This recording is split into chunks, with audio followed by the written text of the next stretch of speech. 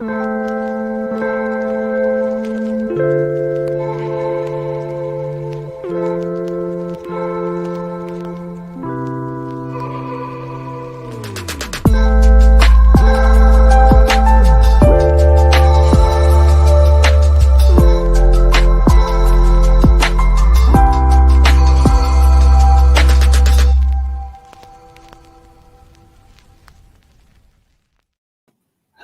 and welcome back to the How to Get an Analytics Job podcast. And that's what we're going to be talking about is getting an analytics job and that transition. So I got one of my star students from the first year of my analytics minor cohort, Ben. Ben, I'm so happy to see you. How you been? I've been good. Yeah, I'm really excited to see you too, to catch up. It's been a while. It's been what, like 7 months now? It has It's been a been. while. Well, you've just been working away, right?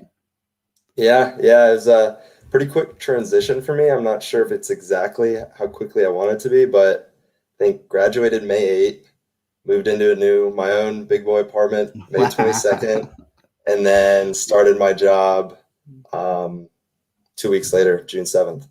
So it was Wow. pretty quick. Yeah, within a month, kind of flipped my life from being a college student to a full-time adult. Well, what's funny is Connor had an extra year to play golf. I think he just did a victory lap. Yeah. No, I could have played another year of baseball, but I was it's like, I think I'm ready for the real world. Well, I'm proud of you for adulting. That's super cool. But you Thank did a you. Yeah. fantastic job of. So what was unique about you is that you had an analytics internship before you even came in to my class, which I think that is key because you met a company, got to work with them, so they got to kind of feel you out. Like you probably meshed with the culture really well, and then Right. also prove that like you do what you say you can do. Yeah. No, it was cool because they kind of worked together. Like I did the internship without much analytics experience, and then I took analytics courses. So then it was kind of like a back and forth where I leveraged my internship experience to help me in my courses, and then my courses then helped me back into the job force. Good. That's how it should work. I feel like Yeah. unfortunately a lot of programs doesn't like a lot of when I was getting my MBA, the technology was like 10 years out of date. So I'm glad that we're Yeah. like right because you sent me. So I guess everybody who's watching, the context of this conversation is that you sent me a LinkedIn message saying, "Hey, I just got done running a Power BI seminar with like what 6 of our largest clients or something like that." Well, so the premise was I got an email from my boss, I don't know, a couple months ago, basically just email chain, saying that one of our clients wanted to do a Power BI training, wanted us to run a Power BI training for them. And he was asking me basically if I could be a part of the team. So I was like, oh, okay, like I'll just be a part of, kind of facilitating it. The next thing I know, I'm in charge of building out the demo and leading the whole training session with 12 financial managers that were a part of our client. That's awesome. So it was cool. It was like full circle for me because I was like, okay, a year ago, I barely knew data visualization tools and just started learning. And a year later, I'm leading a presentation and actually teaching someone else. So it's pretty I full feel, circle. well, I feel like I promise I'm not like feeding you lines. Like this isn't like a setup. This like worked out perfectly. Then like that's Yeah. beyond what Yeah. I would have expected. Especially, I mean, you've only been on the job for what a little over 6 months. So Yeah. 6 months a week ago. So yeah. wow, Yeah, it was cool. It was a cool moment for me. that's awesome. All right, so we've got a few people. So we can do this now. We can bring live chats into the conversation.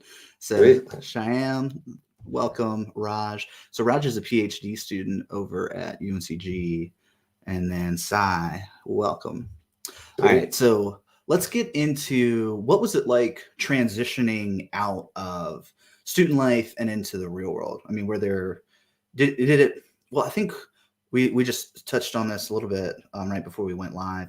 You're working 100% remote, which is kind of weird, especially for entry level, because like I Yeah. think typically most entry level people have a manager that are like helping them train. So you're kind of like having to figure a lot of this stuff out on your own, right? Yeah, it's a little hard, and there's definitely some challenges, whether it's learning a new program or having just basic questions about the job. It's not as easy to just walk over to someone's desk and ask them a question, setting up a meeting or even sending them an email. It's just not as easy. So there's definitely a little bit of a bump to get over there. But overall, it hasn't been bad. Everyone on my team is just super friendly, super willing to help, and they understand the circumstances. So, nobody's like, oh, like stop emailing me questions and stuff like that. Yeah. But to touch a little bit on the transition from student to full-time job, I guess the whole reason why I'm fully remote is the whole pandemic. But having the pandemic, I guess, was my junior year come in, and then we had some remote learning that kind of made the transition a little bit easier to then being fully remote working, just dealing with laptops, like using Microsoft Teams or Zoom or whatever the meeting platform is, having some experience with that. So that wasn't as bad, but I guess honestly, the transition, when people ask me this, I'm like, okay, so I basically still feel like a college student living on my own or whatever, but instead of class and baseball practice, I just have a full-time job 8 to 5, and then I can do whatever I want in the evening still, Yeah. Well, I mean, that's you're in the adult world, like, but yeah, it's different because you have money now. yeah. So yeah, it's like, no, I'm not a broke college student anymore. That's I'm so proud of you. That's awesome. Well, okay. One thing that I tried to kind of impress on you guys during the Capstone class is you had a unique problem, and then I kind of laid back and let you guys take a stab at it. Are you doing how are you finding answers to your questions? Because it sounds like you're not solely leaning on emailing your team. Like, are you Googling?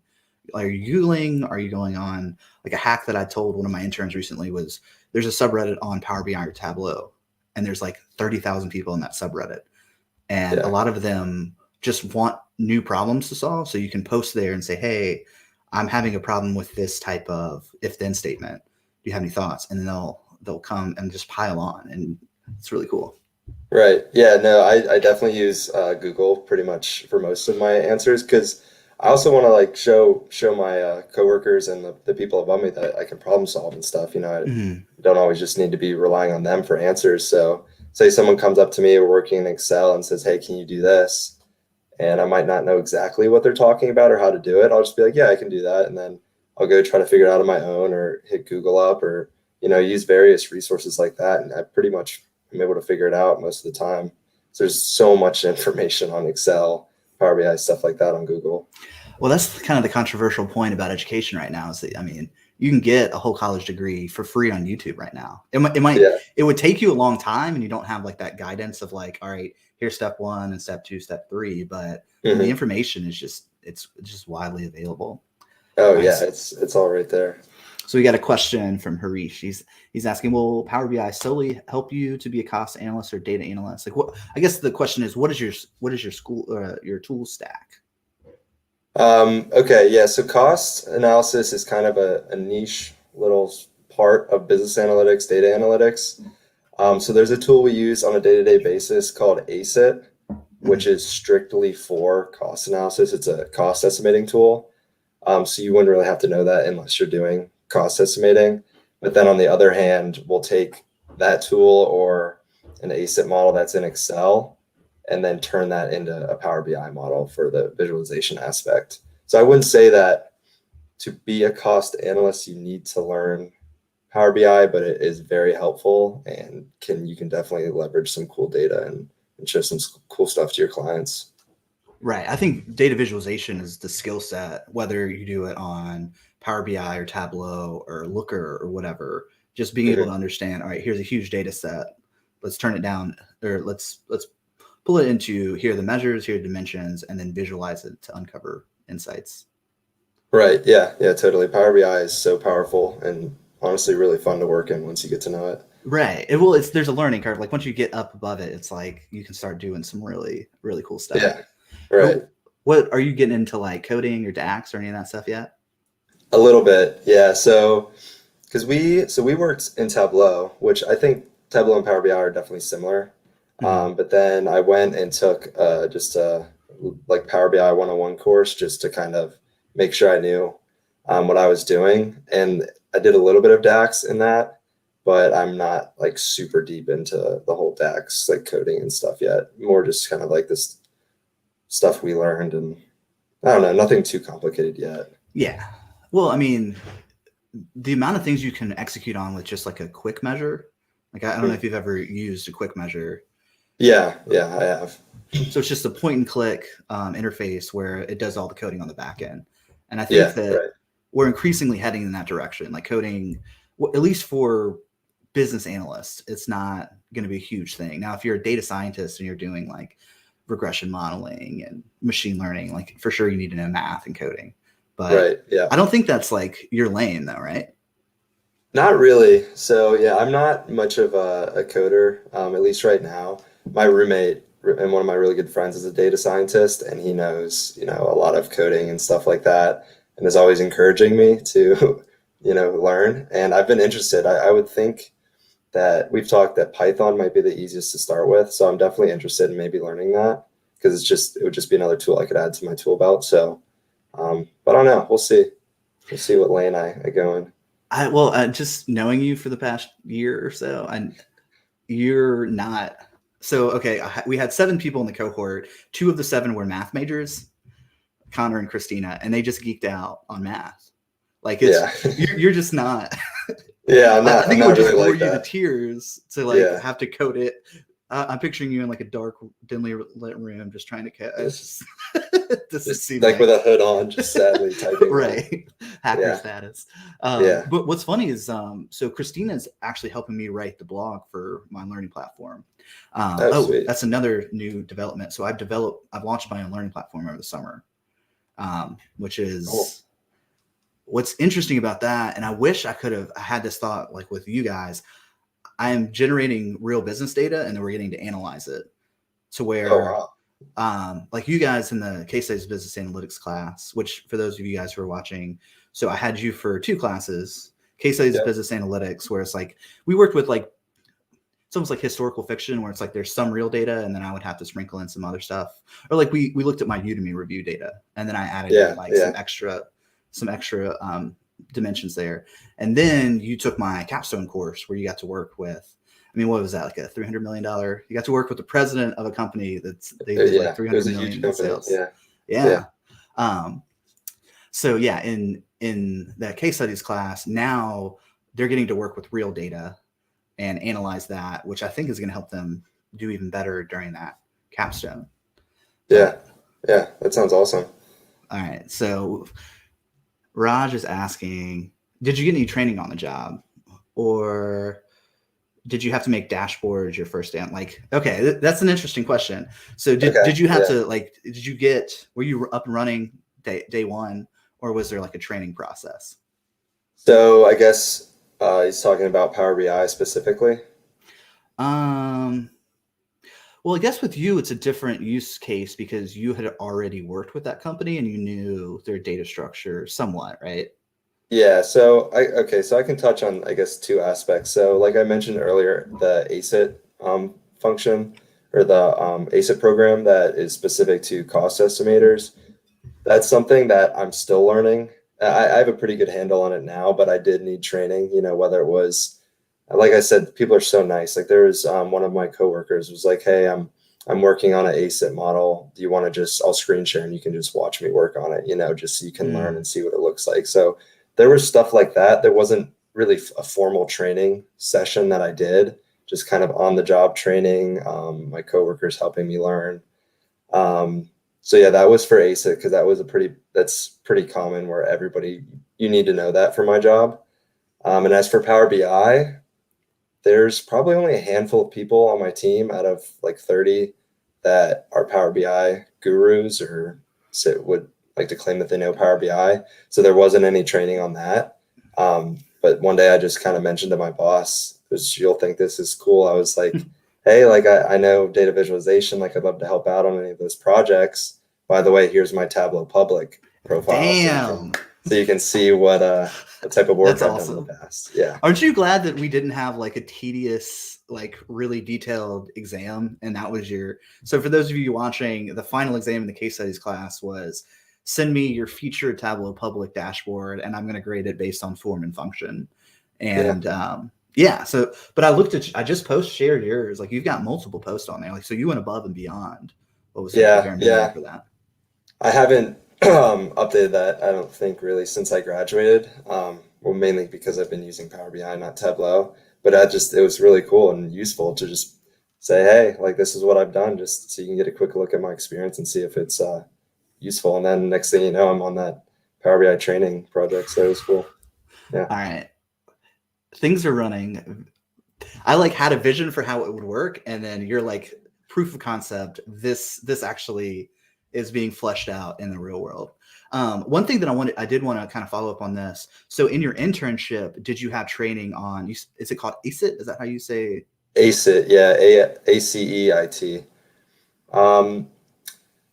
Somewhat, which again, I think this was kind of a flaw because of COVID, and because I was fully remote for my internship too. Oh, wow. That's interesting. Did Yeah, you have an in-person interview or was it all remote the entire time? everything was completely remote. The only time I went into the office was to pick up my laptop and then That's to drop it so off at the end of the weird. internship. Yeah. So it was weird, and I think I would have had more hands-on training as an Mhm. intern if I was in person with ACET. And I definitely didn't do as much in ACET as I'm doing now as a full-time employee. It was kind of just like supporting a few other people as they worked on it. So yeah, I guess the answer to that is not really no. There wasn't much training for that specific function. There was more overall like on the job training, just general analytics training or, whatever being in the corporate world type deal. But yeah, I mean overall it was still a really good internship, even though it was remote. Well, it sounds like what you had going into this is at least a little bit of leverage in that there was a supply demand differential for there was a bunch of data. There were very few people on the team who had the data visualization skill set. And Right. what I'm curious is how common is this? And my hunch is that this is not unique to your specific situation. I think that a lot like one of the things that young people can do or people that are entry level, if you can get some analytic skills, it's you are then in a different position. You're not necessarily entry level because you're saying, hey, I can teach this manager something they don't know or provide them something that is value additive instead of them just trying to, train me or hold my hand. Right. Yeah, no, I agree. Yeah, like I said, there's not many people on my team that know the data viz skills. So it's definitely, I would say, knowing that you have a leg up. Um, and like I said, we had to train one of our clients, 12 financial managers. So they obviously had no experience with it either. So I definitely would say if you know data visualization, you have a leg up in the analytics world, especially as someone, entry level coming out of college or whatever it may be. Awesome. All right. We're neglecting our live chat here. So Sarah, I'm glad that you've been following along. So she just completed an 8-month data boot camp. Congratulations. Nice. Nice. And then Sai's got a question. Um, well, okay, we can't answer a UK for data analyst, but I guess did you feel underqualified or underqualified for this position going into it? Um, I wouldn't say I don't know. I think that I had all the right skills because it's just an entry level position, 0 to 2 years of experience, I guess you could say. Um, and I think another big thing besides Power BI, I think knowing Excel extremely well is underestimated, or at least I thought it was, or I underestimated it, but now working for 6 months, I work in Excel every single day. Mm-hmm. And if you know Excel like the back of your hand, you know how to do all the functions, that's a big advantage and can help you out a lot and impress your bosses and coworkers. And I had a pretty good knowledge of Excel, I think. So between that, the Power BI stuff, doing the internship, like I think I didn't feel underqualified or anything. Well, you're also just like a rock star in terms of like a student. like I you were like appreciate top of that. your class. You were on the baseball team. You were like doing all the extracurriculars. Like you, I'll have to say, I'll admit this. When I was your age, you were much more mature than me when I was your age. I didn't really get my life together until like 25 when I keep calling it the quarter life crisis, which I'm realizing that may Yeah. be a millennial phenomenon. I was talking with Christina a few nights ago, like we were working on the blog, and she was like, yeah, I think Gen Z just doesn't have that optimism that millennials do going to the workforce. That's probably true. Yeah. All right. Um, So let's pull in. So Sarah, so her question is, what can she do to stand out against others? my hunch is building out a portfolio. I mean, can we unpack that a little bit more? Like how did you breach the subject of, hey, I know about, well, you're like, hey, I know about data visualization. Here's my portfolio. Like, how did that conversation go? Yeah, okay. It was pretty casual, honestly, but I think me and my boss, if I'm remembering correctly, he was asking me how the projects I was currently working on were going, if I was liking them, and then he was kind of explaining some other projects that the team was doing that they may need help on. And then I just kind of brought up, I said, hey, I have some experience in data visualization, Power BI, Tableau. I really enjoy doing these type of things. So if any of those projects need help on, like I would love to help. And he basically was just like, that's really awesome to know. There's not many people on the team that know this, etc. And then, like I said, I sent him my Tableau portfolio, said, hey, take a look, just to give you an idea of what I can do. And then it kind of didn't hear from him for a little bit, but then I started getting put on more Power BI projects. So you just planted that seed. Planted the seed, just keep it in the back of his mind. Yep. Well, okay, so Sarah, it looks like you're in the medical space. I'm wondering if you could learn data visualization. And for example, like there's so many data visualizations on COVID. Maybe you could start building out some portfolios around, healthcare data. And then that can help you pivot into a more analytics facing role, I think. Yeah, I think that would work for sure. Just getting experience in all the analytical tools. Like I guess I feel like you can look up whatever job you'd want and see whatever skill sets they want you to have, and just make sure you know those tools like the back of your hand. And then if one of them is data viz, then have that portfolio to show like, hey, look, I really know my stuff on these. I can really benefit your team. Well, okay, I'm realizing we've still been a little bit vague about what is it exactly that you're doing right now as an analyst. So I understand you're analyzing cost data, but like, what are you optimizing contracts or supply chain or? So basically, the main client of my company is the Department of Defense. Like we're on a contract, we are a government contractor with the Department of Defense. So that's the Marine Corps, the Navy, Army, Coast Guard, etc. And then my specific contract is with the Marine Corps. So I work with the Marine Corps on a day-to-day basis, the cost estimating and analysis division, which is pretty much all things business analytics, but mainly cost estimating. So Power BI I definitely, like I said, have been working on it, but that's not the main thing that I do. The main thing that I do is say the client comes up to us and is like, hey, we have this project and we need a life cycle cost estimate. That's like that's end all be all project that we want to submit to them. And there's some other steps, like smaller projects that lead up to it. But that's basically us taking all the documentation they have, all of the costs, all of the labor, all of the travel, pretty much anything for the entire life cycle of the program. And when I say program, it's like, I don't even know how to describe the program. It's kind of hard. It's basically, so the one I'm working on right now is they're building a wargaming center on a Marine Corps base, right? Oh, wow. That is super interesting. Yeah. So that's like the program is Yeah. wargaming. So basically all of the costs that go into it. And then our job is not to really follow their budget, is basically just say, here's all the costs you gave us and all of the different factors. This is what our estimate is that it's going to cost to do this over its 10-year life cycle or whatever. Mm-hmm. And then we just kind of put that all in one big life cycle cost estimate, that ACIT model, and kind of present it and say, yeah, here you go. Nice. And well, I mean, it sounds like there's a lot of moving parts there. I mean, it sounds pretty complex. Yeah, it's definitely really complex, and it's not like you'll be working on one project for months at a time. And there's gathering data, doing research. There's a lot that goes into it, and it's a lot of kind of digging and doing your own analysis, mainly within, at least my experience. We do most of our analysis in Excel, and then move it basically just from Excel into ACIT, and then it basically does all the cost estimating for you once it's in ACIT, so it's easier to set it up in Excel and then move it over. But yeah, there's a lot of behind the scenes stuff that goes on for sure.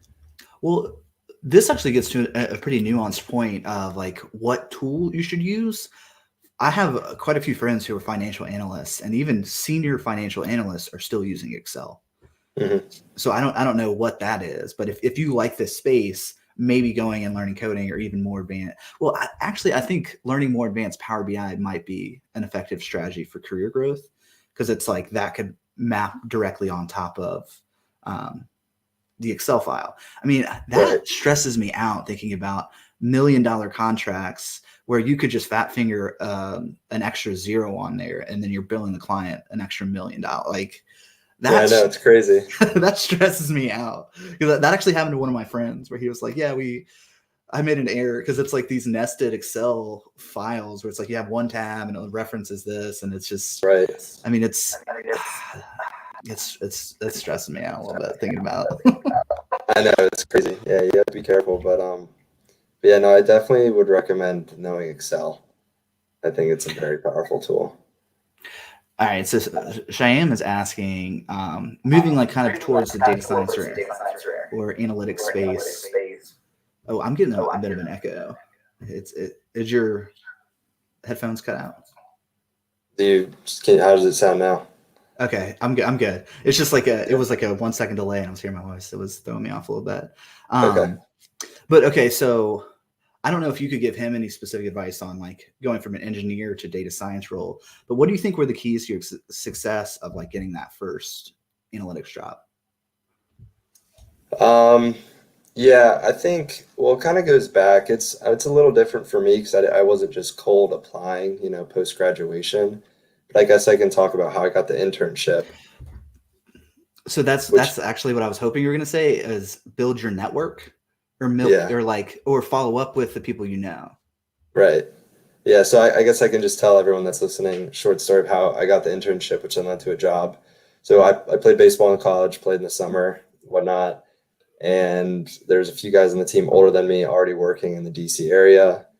And so I was like, I'll just ask them. I'm looking for an internship. I just shot a message in our group chat, said, hey guys, looking for a business analytics internship in the DC area. Does anyone have any at their company?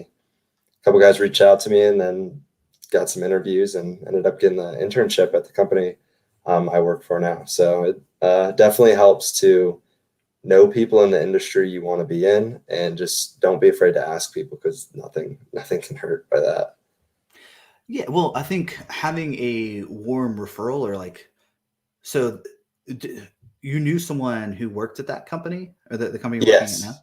So like Yes. then you're a known quantity and they can vouch. I mean, it's for them to say, "Hey, I know Ben, I trust Ben. He's a solid guy." That is, all of a sudden you're a face and you're a known entity, where everyone else is just a stack of resumes. They're just in the Right. It stack, goes a long way. Yeah.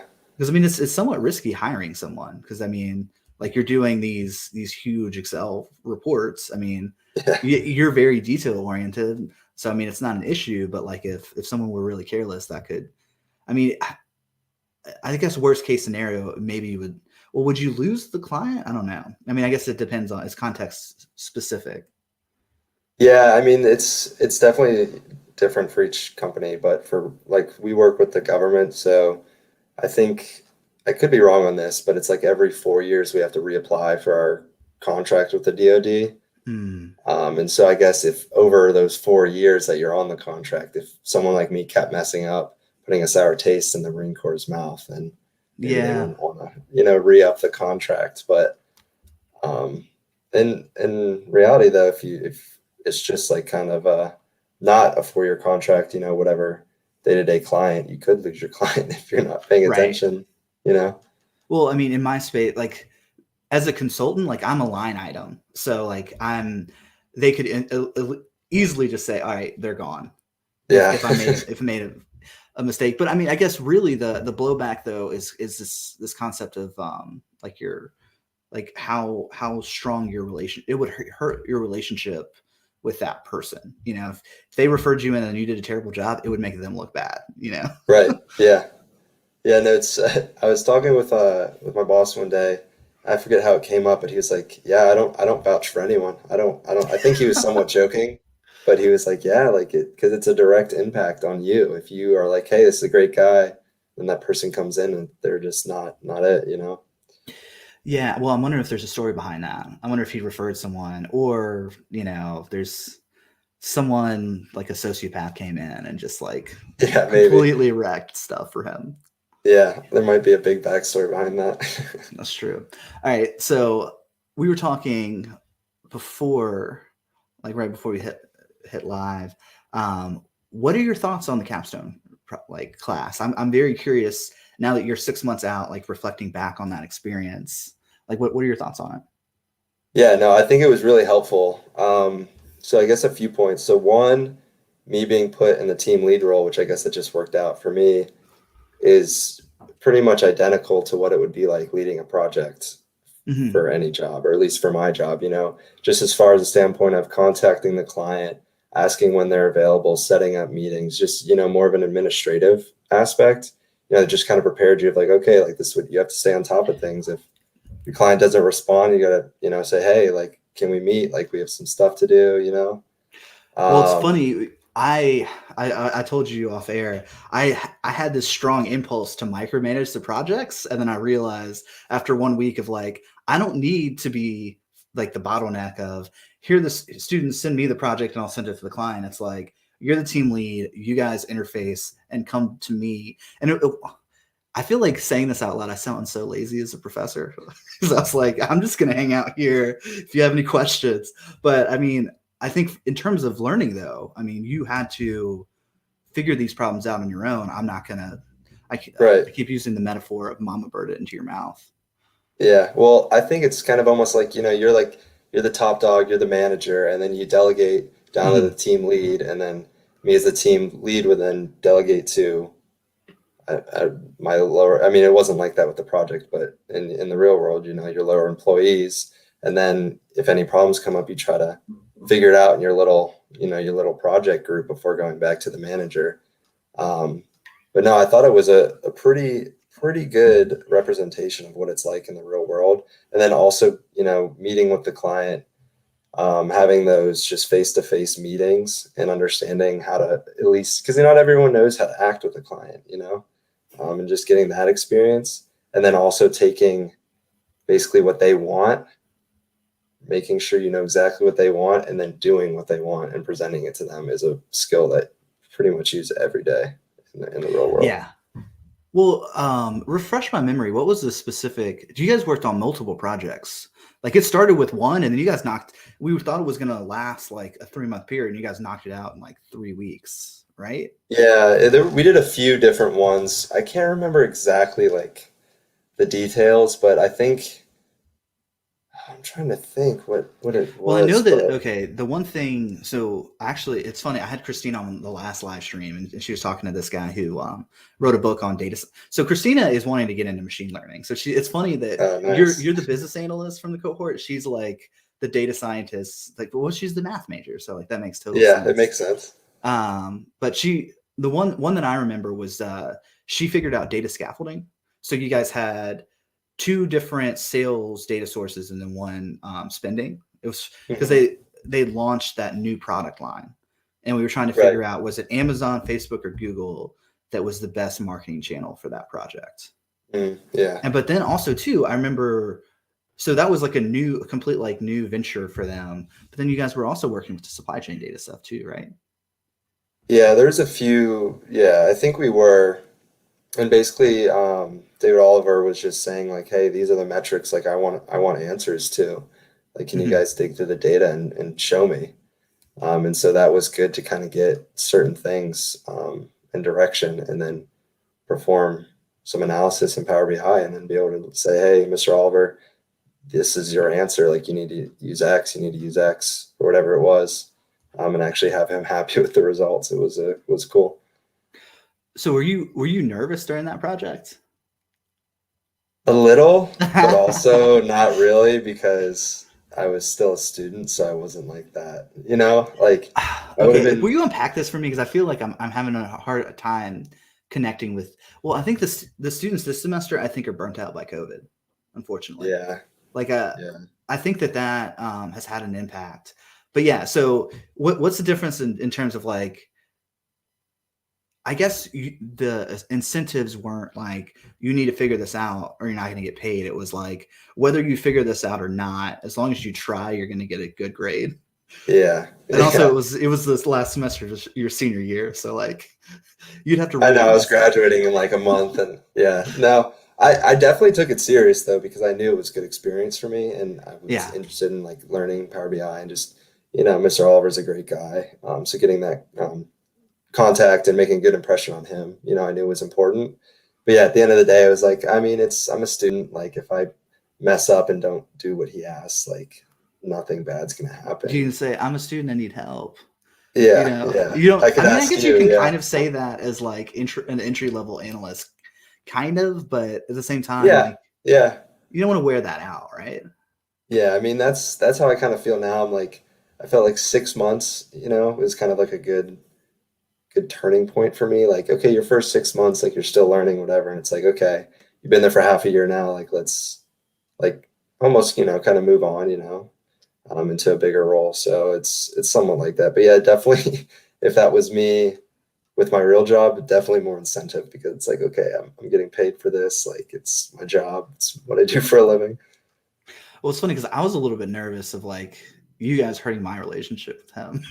Oh yeah, if we just terrible. But at the same time, though, like I think that there is like lowered expectation because yeah, I would say a student capstone project there's lower expectations than an internship. An internship has lower expectations than entry level, and then Right. you get to moderate and senior positions. Yeah, he kind of knew what he was signing up for, I guess, with Well, that. but he's also just like he's such a great guy. Like he loves mentoring. I have Yeah, a totally. handful of clients who really enjoy helping showing like young people, hey, this is what it's like in the real world. Because I think that there's a big disconnect right now, just in culture in general and higher education of you work out of these sample. It's like Sally has 3 apples and Tom has 4 oranges. It's like this doesn't map on to the real world to where that's what I'm trying to change, I would say, kind of in the capstone course. Although I will say this, so I'm going to be teaching the digital marketing class next semester. Oh, really? Yeah. Nice. So that'll How are be you gonna run that? Have you thought about that? well, My digital basically, marketing class was pretty dry. It wasn't the best class. It could have been cool too, but it wasn't the best. okay. So yeah, actually, let me run this by you. So my one of my best friends he's a CEO of a marketing agency. I think we're going to take the frameworks they have and then Hmm. just implement it with my learning platform. So, like, for example, Christina is writing the blog, but subversively, what she's doing is a long term search optimization strategy. So, like, Okay, if you're cool. typing in Google how to get an analytics job, I want to rank for that, or Power BI certification, I want to rank for that. So we're posting articles on the website, so people will click on the article, enjoy it, and then maybe go back and then maybe buy the courses. So that Right. kind of stuff, Okay, that's and cool. then, and then also too, well, we got into this a little bit, right, with in the case studies course where we did like a YouTube subscribe ad, right? Yeah, I remember we kind of practiced like, what was it, like the subject line, like different stuff in the email and saw who got more clicks and So you guys did work in the case studies class last year. You guys did work with real data because I had my email list, and then you right. Yeah. guys, I broke you into 2 teams, and you competed on who could get Yep. the best click through rate and open rate. Yeah. Yep. So I think that was a pretty interesting. It's just an interesting way of teaching because I think I have a unique advantage as a professor in that I don't know a single other professor who has their own business. Yeah. Not that I can think of. Because like in my MBA program, the professor couldn't show us like some business that I don't know if we were associated with. Like my capstone course, it was kind of separated and a little bit disjointed in that what I'm trying to do with the case studies class is give you a foundation so that you then have the capstone course and then just continue building on to that. Right. Yeah. But I don't know. I mean, why is it dry? Because it was like out of a textbook. I mean, and this was no hate to the professor, but it was just we would go to class and she would go over a 30 slide PowerPoint slide like that Tuesday, Thursday. Then we'd like have a quiz, and then a week later we'd have a 60 question exam based off. It was just pretty it wasn't really any like experience. It was just kind of almost memorizing at that point. It wasn't, super hard learning. So. Oh, you're breaking up a little bit. Hello? You there? Can you hear me? I can hear you now. Okay. So it's the application. You like both of the classes I taught you were application based. So you felt like that was a really good, effective way. I just think the best way of learning is by doing, and trial and error. I think is the best way, like just putting your hands on it and, just taking your first crack at it. And then if it's wrong, then you get feedback. And if it's good, then you can just keep building off of it. But I just don't really like sitting and like memorizing. I feel like I don't learn the best that way. Good. Okay. And I'm just digesting all of this right now. So you do feel like you learned at least a good foundation because I only had you for 2 classes. That's not a huge amount of time. Yeah. The thing that helped too, though, is, they're back-to-back semesters. So it was kind of just like almost a year straight, going from ground zero to building up, all my analytic skills to my graduation, sending me off to the real world. Yeah. But no, I thought, and I promise everyone listening, he didn't tell me to say this, but I thought that your classes were the most beneficial ones I took for sure, because they prepared me the most for my job. That warms my heart. Christina said the same thing, like her getting to work, because we had a podcast guest on a while ago, and he said you don't get paid to solve problems that have already been solved. Right. Yeah. So I gave you a novel problem and a context that you had to quickly learn, which I think that's a skill set that's never really talked about in business school. Like having to quickly, like you're just thrown into the fire and you have to figure out, all right, what does this mean? What does that mean? What are the goals? Because I try to give you that framework of like, all right, here's the KPI, here's the most important scoreboard metric. And then you can kind of get into secondary metrics and then dimensions of that. Yeah. And I thought it was the one interesting thing. I remember when we were working in Tableau, if we had a problem, you'd be like, all right, well, yeah, like just kind of click around, try to see if you can figure it out, do some digging on your own, and then we can work through it. But because that's what you do in the real world, like I mentioned earlier, is try to figure it out on my own, click through, then I'll go to Google, search it up, because you don't want to always be just nagging your boss or coworkers to give you the answers. So my laziness benefited you would say? Yes. Just throwing us in the fire was good. No, I would help you guys, because we would have like strategy sessions, because it would be like one day a week you guys would meet on your own, and then the other day like we would like whiteboard it out and be like, all right, here's the problem, here's how it's being structured. With which that's interesting in that you don't get to do that really because you're working remote. Oh yeah, like whiteboard it out with that definitely does stink, because it's also just not as easy to interact with people over a face call, and most of the time we don't even use cameras, so it's just talking to a screen, which is a disadvantage of working from home. But yeah, I don't know. I think it definitely does help, like what we did in the course, just kind of just breaking it down for a second, stepping back and saying, hey, here's our goals, here's what we need to do. It gives you direction. Gotcha. All right. So Dina, she actually just bought one of our courses on the learning platform. She's saying, hi, live stream. I guess she just said, sorry, I missed this. You were remote from the beginning, or did you work up to it?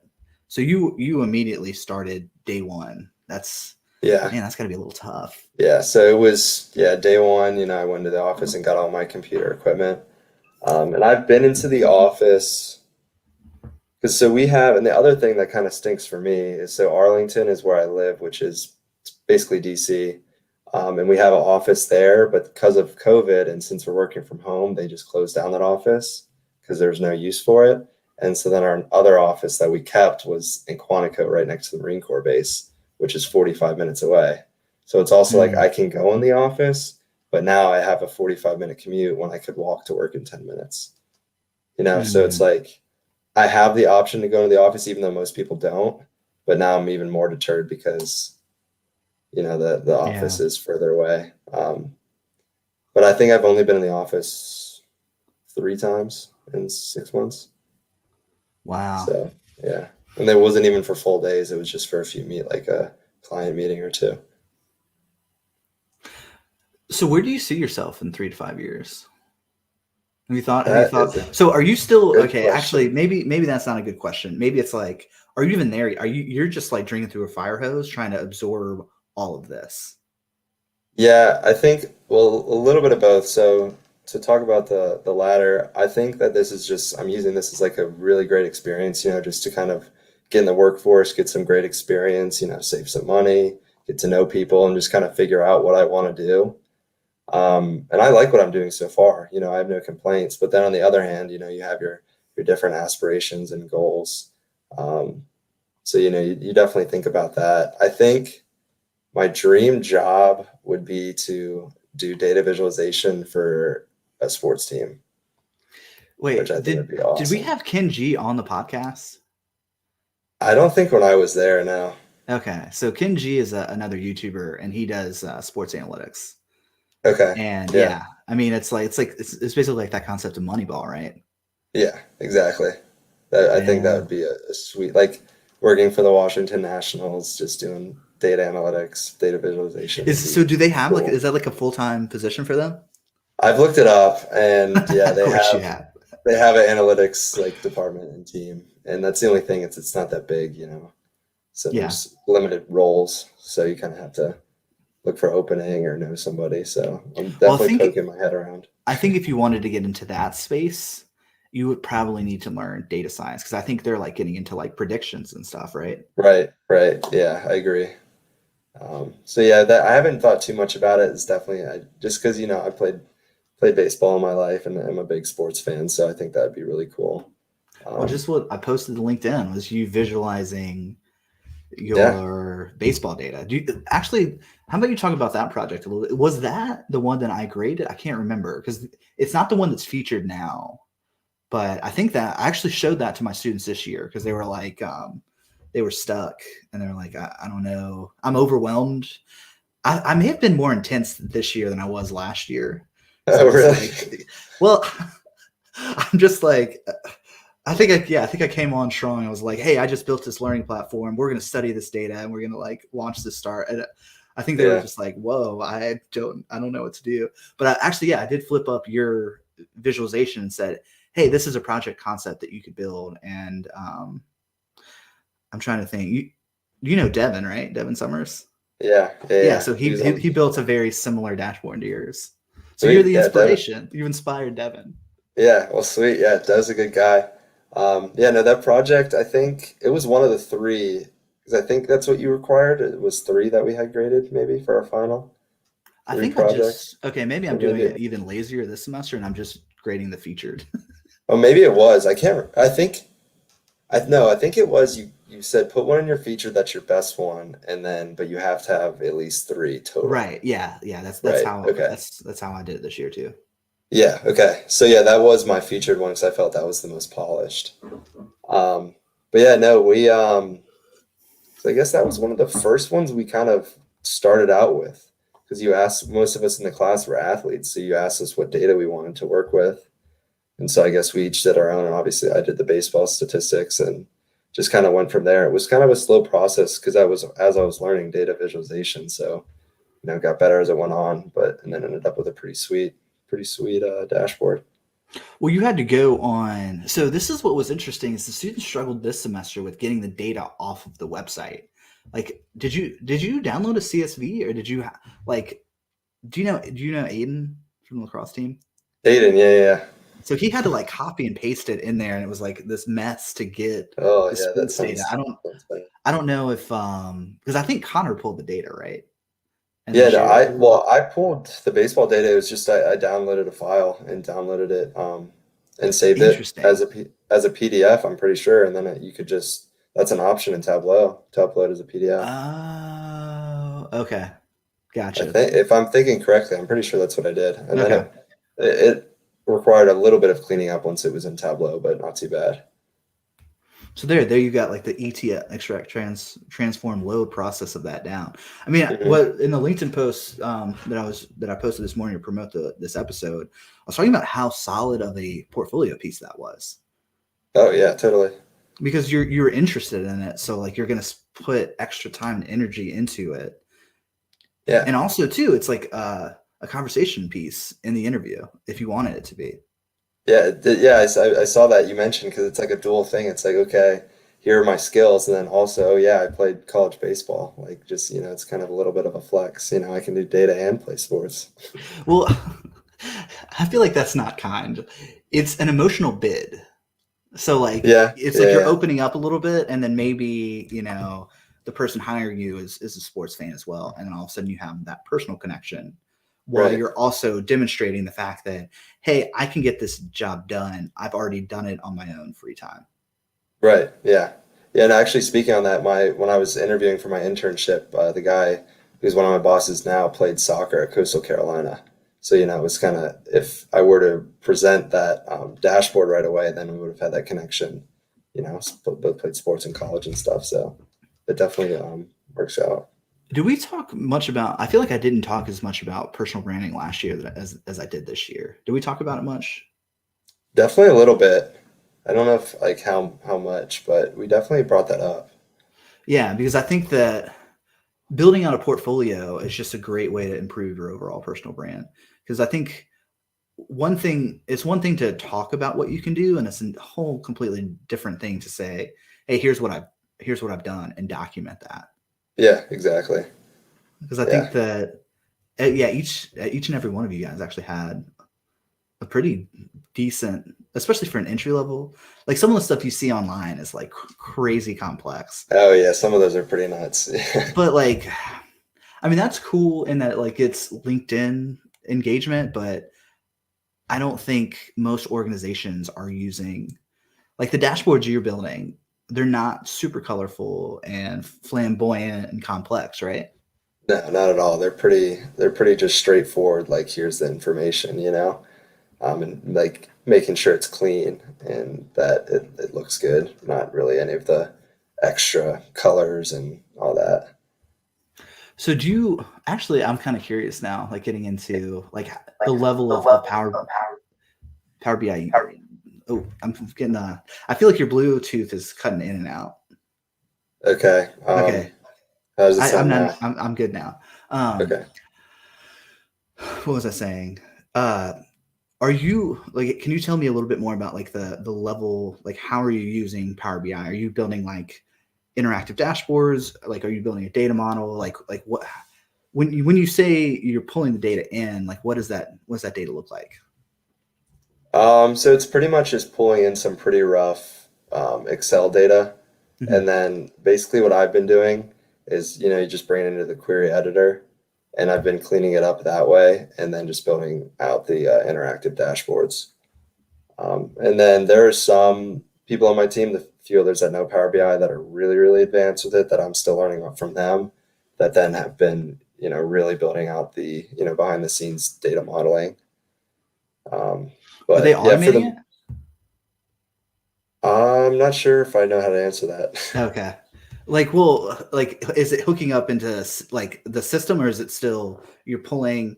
Like, okay, for your Capstone project, we were sent Excel files, and then we hooked the Excel files into that. So if we were to update it, we'd have to just update the underlying data as opposed to like being hooked like an API directly into a system. Okay, yeah, I think it's just the first part that you're talking about where it's just connected to Excel files, so they can just go in and update the Excel files, and then it'll update the Power BI. Yeah, cool. So how are you structuring your dashboards? I'm kind of curious. Are you taking my framework, if you even Yeah, remember it? yeah. So, well, I like to do the KPI cards and stuff at the top, put a little title in, so everyone knows what's going on. And then I know the last dashboard I made, you always like to put the like the time. I'm trying to think like a time, like a line graph, for over the months at the bottom, because you can stretch it out. You know what I'm Well, talking okay. about? I don't know how to, I don't know how to describe it. Yes, because yeah, you don't want like a line graph and it's like an inch long Right. and You it's can like have like, everything's yeah, like this. yeah. Um, but yeah, no, I definitely took all of the structural Oh, stuff that's from your awesome. class, and that's still how I built out the dashboards. I think it looks the best. It looks clean. Yeah. So, are you getting some good adoption though? Like, are people seeing it and they're like, "Wow," and then they're clicking around? Yeah, yeah. I mean, I guess I don't really get to see someone's in person reaction, Oh, that's right. as I keep forgetting you're remote. So it's yeah, like, that adds such a weird screwball to things. I know, right? It's such a But weird time in like, I don't know, education, work, because this is your first experience. Most people, it's like they get like a mentor and there's like a personal thing. yeah, Like I'm proud of you for being like kind of out there isolated and like pushing through and getting all this done. yeah, thanks. Yeah, it's not that easy, but it's also all I know. So I don't really have anything to compare it to, so it's just kind of normal for me, which I think is kind of it benefits you. Because if you had something to compare it to, you'd be kind of maybe more negative about it and say, "Oh man, this sucks." But instead, it's like this is my first opportunity, so it's just kind of taking it and running with it. Gotcha. All right, so we're coming up on almost an hour now. Do you have any advice? Like, if you were to go back and start over, are there any things that you would have done better, improved? Like what's your thinking on that? Yeah, I mean, I would say I learned data visualization pretty well. I would say get even better with that. I would say I took one, which I'm not sure if the is the analytics minor at GC. Do you have to take Excel courses to get the minor? I Because have not. I had I think already that's a taken an business Excel wide. course. I think all of Okay. it. Don't you have to take an Excel class in the business school? Yeah, I didn't know if it was specific for the analytics minor. Mm-mm. But well, anyways, I took one Excel course and it gave me a good base, but I wish I could have taken more because like I said earlier, Excel, I'm working in it every day and I've learned so much, just in these past 6 months. But if I was able to come on the job and be able to do all these advanced functions and stuff in Excel, it would be, really impressive. Okay, so what's ironic about this is that I pulled up this question before you went into that tangent, and that's Uh-huh. exactly what Matt Bratton. So Matt Bratton is a podcast Okay. like fan and friend of ours. He actually is the VP of analytics for a company, and he is super advanced in Excel. So Okay. Yeah. so he might you might want to look up his YouTube channel. Yeah, definitely. So I he's literally will. said, read my mind. Yeah. Matt, if you're in the chat still, do you think that colleges or universities are doing a poor job of application-based Excel or, oh, interesting. So now we've got another podcast fan. So Abe is, so he said, I would say school is a good supplement to actually doing real world stuff. Kind of need a degree, but real world stuff is where it's at. So do you wish there was like an application-based Excel class? Yeah, just because, like, so the Excel course I took was it was like advancing with Excel or something like that. But it basically just gave you like a base knowledge of Excel and how to use functions and all the shortcuts that come with Excel. But I wish there was, a course kind of like what we did with Power BI or Tableau, where we actually had to like go in and use real world data and build out stuff, and just problem solve, practice using the different like, even more advanced functions like nested if functions, stuff like that, like index, indirects, match functions, all those more in-depth ones. Yeah, that's interesting. I'm actually glad that you bring that up because the first day of class didn't for the first exposure to me. I was like, hey, here's some of my review data from my courses. You guys go analyze it. Isn't that? And it was in Excel, Hmm. right? Yeah, yeah, And then I showed you guys like a pivot table and maybe a VLOOKUP or something like that. But I didn't go too yeah, deep exactly. into it Yeah, because I mean, I guess I have overestimated. Um, I don't know. Like I thought you guys had already gotten those. Like, but now that I'm thinking about it, like, yeah, you wouldn't do advanced functions in a typical Excel class. yeah, right. And we even like briefly learned that, but it wasn't enough to where it was stuck. And I like knew right away, like, oh, this is the perfect time to use a pivot table or the VLOOKUP, which now I know those tools. But yeah, like I think that would definitely be helpful because they're powerful tools. X lookup, bro. So really, so do you feel like you got enough repetition even in my? Because I feel like we didn't have a ton of like exercises and stuff like that. You just went and did it. Did that stick? I think it stuck more because we actually just went in and did it on our own instead of just, like how you made us, like one person would go up to the front and drive. Ah, right. I thought that was super helpful, and because at least for me, like I retain more when I'm actually doing the clicks, and going through the motions instead of just watching someone do it, so. Well, you know what it is too? And I'm like kind of pressing on the students because they're like up in front of everyone and they're like a little bit nervous. Although you didn't seem too bad, but it's like I don't want to look stupid in front of everybody. Right. So it's like, yeah, I called it the hot seat. And it's kind of the same concept of like getting you to work with a real client. It's like, this matters. They're going to take this and they're going to make a business decision off of it. So like, Right. you need to care about it to where like, Yeah. if you're just, I don't know, on your computer, just clicking around, like it's not interesting. Yeah. So do you have any feedback on how we can make it better, you think?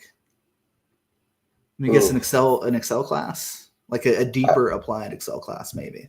Yeah, deeper applied Excel course, maybe like kind of like how the buildup was for the analytics courses. We did the case studies, kind of had a base knowledge, then applied it with the Capstone course.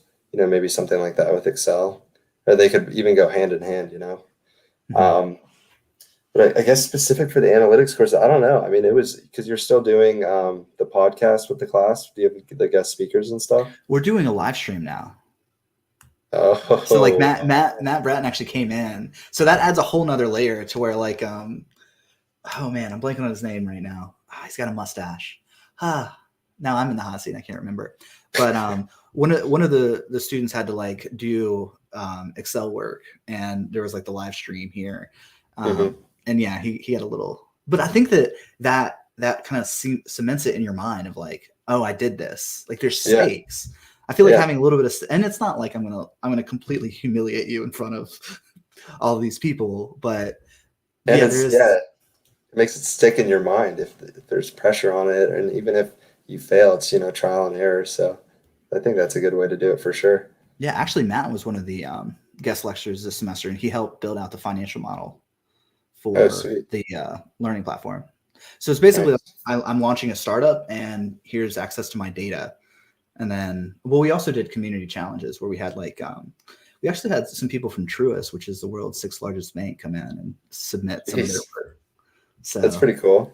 Yeah. Well, Naveed, who does, he's kind of like their internal tech, like he's like the data doctor. So he knows Power BI and Tableau and all this stuff. Apparently he lives like out near the airport in Greensboro. Really? So like I'm hanging out with him now. He participated in the data challenge, and now we're like friends. Dang, that's awesome. So yeah, so this has been good for networking for sure. Yeah, seems like you're rolling. Yeah, well, but also too, like Al's LinkedIn lecture was really solid. Oh yeah, totally. Yeah. I mean, my LinkedIn, I haven't done too much to my LinkedIn, which I probably should update it a little bit. But that took our LinkedIns from like here, like all like it advanced this so much. Yeah, that's where the personal branding came in.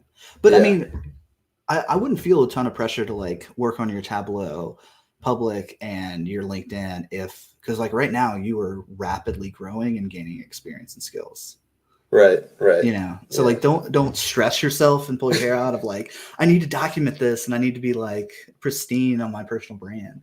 It's like you're in the door now, and that's fantastic. I mean, It's been going good. Yeah, been going good. Good. All right. Well, I won't take up too much more of your time. We've actually just gone over an hour, but thank you so much for tuning in. I'm very proud of you. Thank you. Thank you so much for coming on, and everybody in the live chat. Thanks for thanks for having me. I enjoyed it. I'm glad we got to catch up and hang out a little bit. All right. I'll see you guys. Yeah. Take it easy. See ya.